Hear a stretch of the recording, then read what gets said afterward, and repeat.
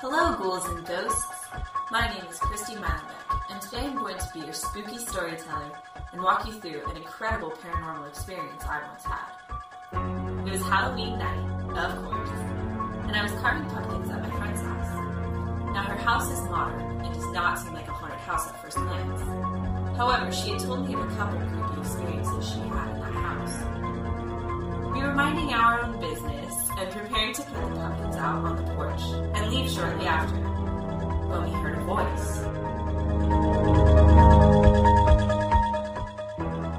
We were home alone at the time, so naturally, we were a bit freaked out as this voice was clearly male and it was just us three girls in the house. As someone who is fascinated by ghosts, I immediately assumed it was something paranormal.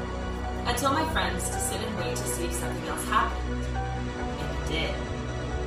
In the kitchen, a spoon that was sitting on the counter less than 8 feet away from us moved all by itself. We were astonished. So, naturally, I began speaking to this unseen entity. Now we were noticing that the air was beginning to feel charged and cold, something that may indicate the presence of a spirit.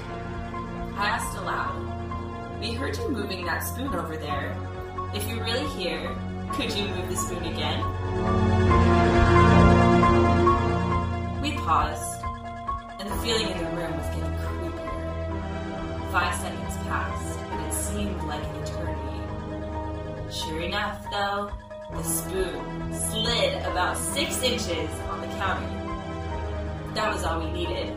No words were spoken, and we left that house before you could say paranormal. This is the most intriguing paranormal experience I've ever had. The fact that we all felt something there with us, and that whatever spirit it was responded when asked a question to make its presence known is so incredibly exciting to me. I only wish I had caught it on camera.